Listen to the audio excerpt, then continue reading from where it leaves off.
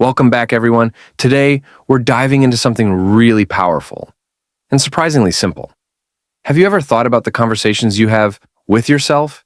Yes, we're talking about self-talk. That's right, Alex. Self-talk isn't just chatter inside our heads.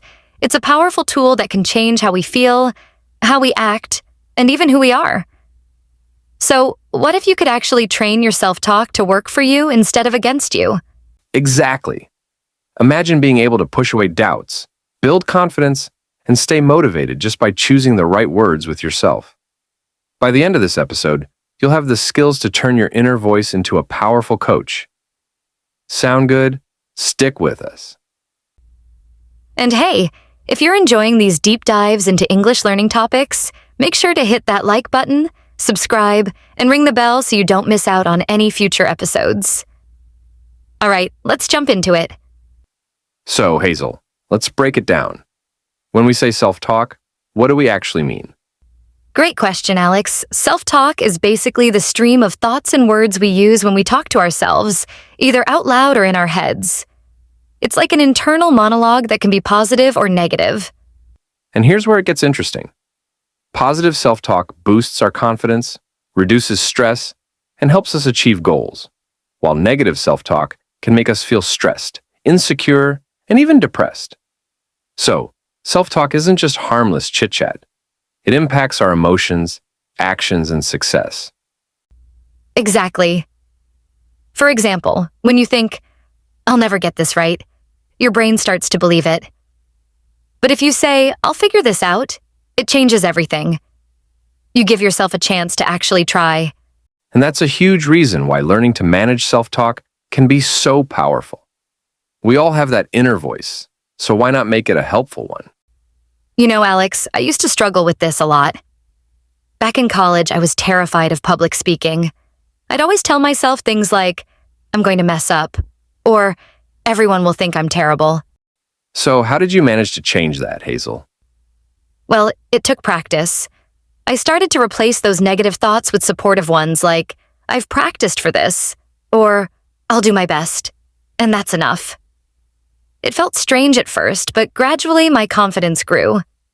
That small shift in my self-talk made all the difference. That's amazing. And I bet a lot of people can relate to that.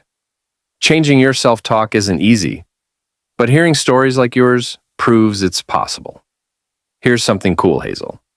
Did you know that psychologists have found that changing your self-talk can actually rewire your brain? Really? That sounds like magic, but it's science.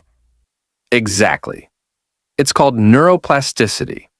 This is the brain's ability to change and adapt in response to new experiences, or in this case, new thoughts. So when you replace negative self-talk with positive, encouraging words, you're training your brain to focus on solutions rather than problems. That's fascinating, Alex. So it's not just about saying nice things to ourselves. It's about creating lasting change in our brains. Self-talk is way more powerful than most of us realize. All right, let's go over some useful vocabulary to help us understand self-talk even better. First up, we have the word affirmations. Affirmations are positive statements we tell ourselves to reinforce confidence and motivation.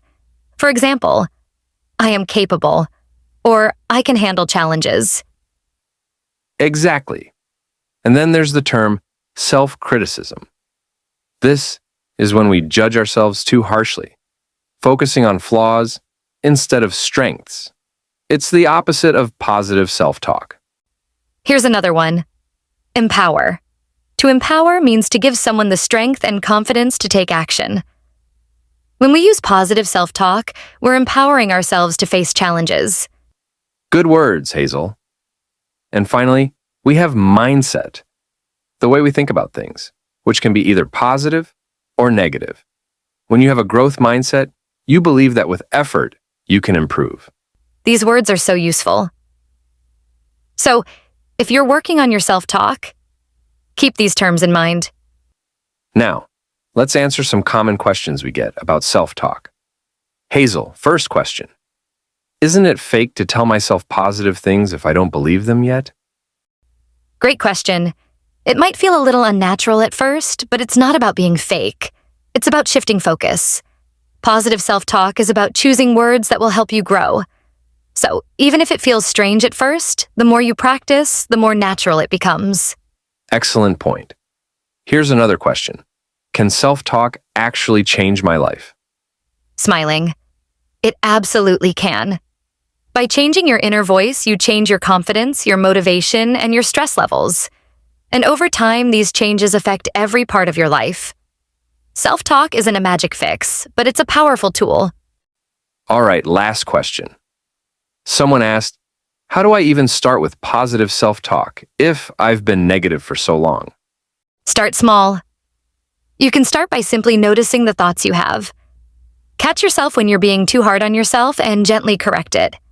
For example, if you think, I'm not good at this, try changing it to, I'm learning and that's okay. To wrap it all up, let's leave our viewers with some practical advice. Hazel, what's your top tip for improving self-talk? My top tip would be to use affirmations daily. Start your day by saying 3 positive things to yourself, like, I'm capable, I'm improving, and today is a fresh start. It sounds simple, but it's incredibly effective. Love that. And for me, I'd say practice being mindful of your thoughts. When you notice negative self-talk sneaking in, replace it with something more constructive. And be patient with yourself. Changing your inner voice takes time. So, how about you give it a try? Start noticing your self-talk and practice being kind to yourself. And if you found these tips helpful, remember to hit that like button and subscribe for more great English learning tips. We're here every week, sharing practical tips to help you learn English and grow in all areas of life. And remember, your self-talk is a huge part of that journey. So, until next time, keep talking kindly to yourself. Thanks for joining us, and we'll see you in the next episode.